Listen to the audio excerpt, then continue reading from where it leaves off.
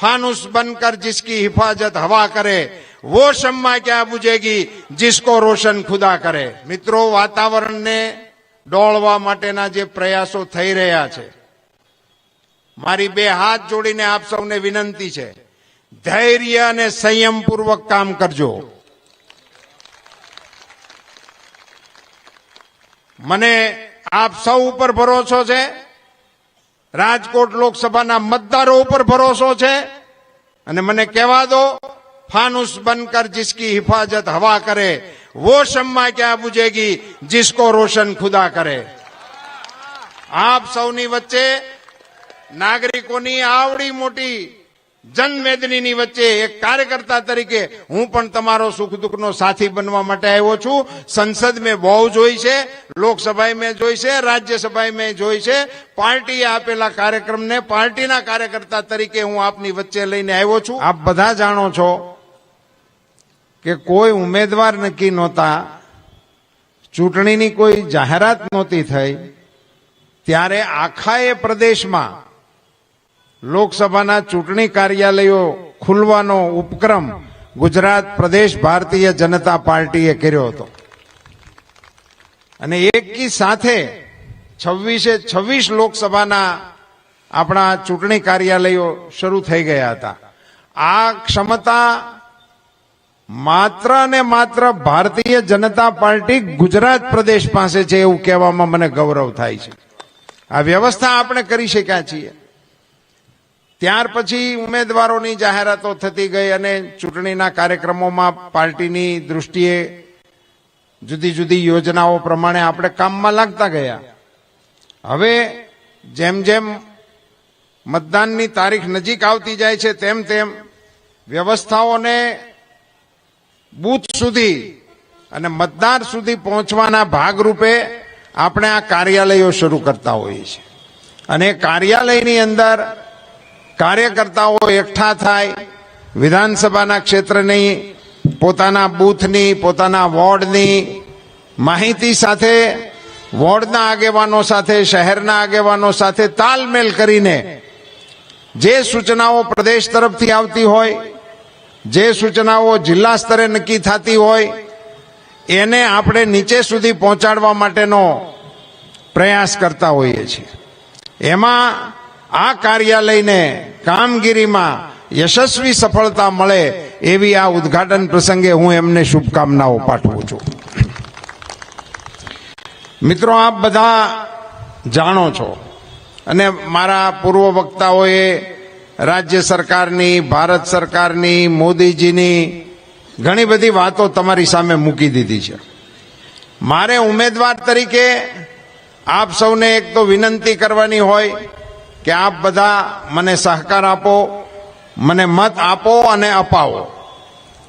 पण मित्रों, आप बधाने मारे पण बे त्रण वात केवी छे कि आ वखतनी चूंटणी ए आखाए देशनी दृष्टिए अने विश्वनी दृष्टिए भारतने नरेन्द्रभाई मोदीजीना नेतृत्वमां कई दिशा में लई जवानुं छे ए निर्णय करवा माटेनी आ चूंटणी छे।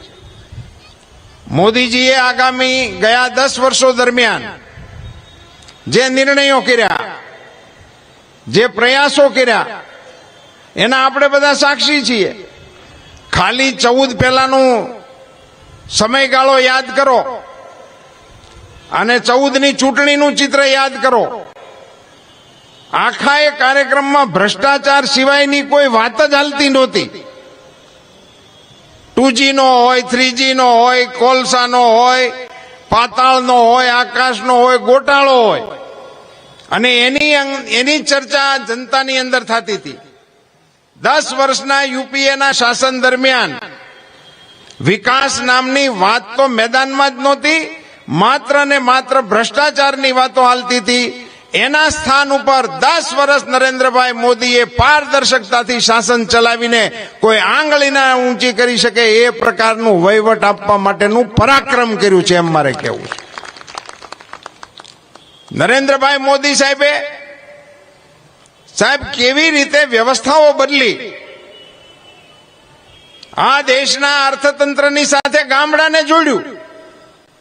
ભારત સરકારની તિજોરી સાથે ગામડાનો સરપંચ ડાયરેક્ટ જોડાણો, ભારત સરકારના અર્થતંત્ર સાથે આ દેશનો ખેડૂત જોડાણો, ભારત સરકારના અર્થતંત્ર સાથે આ દેશનો દર્દી જોડાણો.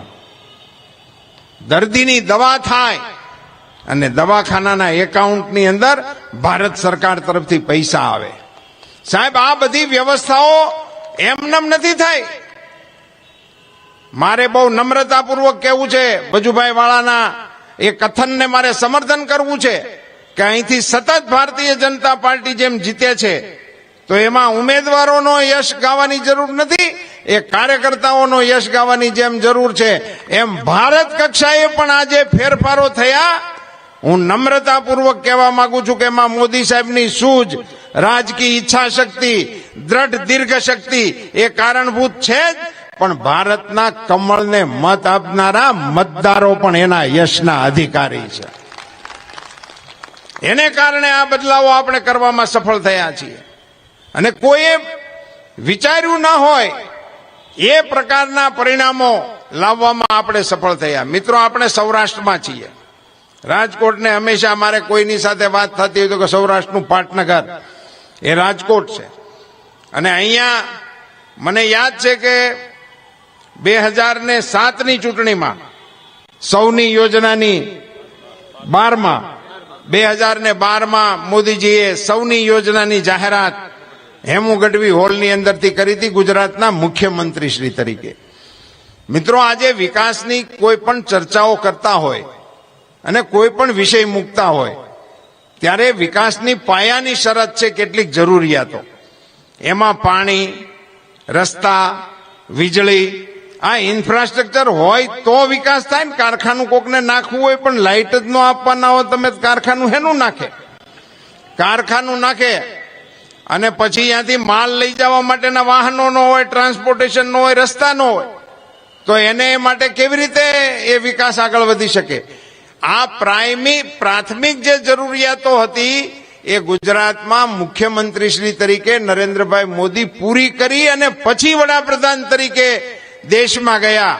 અને ગુજરાતને એ વખતે એમણે દેશની અંદર સૌથી સલામત મૂડી રોકાણ કરવા માટેના રાજ્ય તરીકે પ્રસ્થાપિત કરી અને પછી દેશના વડાપ્રધાન તરીકે મોદીજી ગયા હતા. એ વખતે એમણે આપણને 24 કલાક વીજળીનો નિર્ણય કરાવ્યો. એ વખતે આપણને 108 આપી. એ વખતે આપણને રસ્તાઓના આખું એ નેટવર્ક ગુજરાતની અંદર ઊભું કરવા માટેનો પ્રયાસ કર્યો. એ વખતની ચૂંટણીઓમાં સાહેબ હું એવું બોલતો કે અમદાવાદ ઉતરો તમે ફ્લાઇટમાં, પછી ઉત્તરમાં જાઓ, દક્ષિણમાં જાઓ, પૂર્વમાં જાઓ, પશ્ચિમમાં જાઓ, પણ 200 કિલોમીટર સુધી તમારે 4 લેન ઉપર હાલવું પડે, પછી સિંગલ પટ્ટી આવે. ત્યાં સુધી તમને સિંગલ પટ્ટી નો આવે એવું ઇન્ફ્રાસ્ટ્રક્ચર ગુજરાતની અંદર ઊભું કરવામાં મોદી સાહેબ સફળ થયા હતા.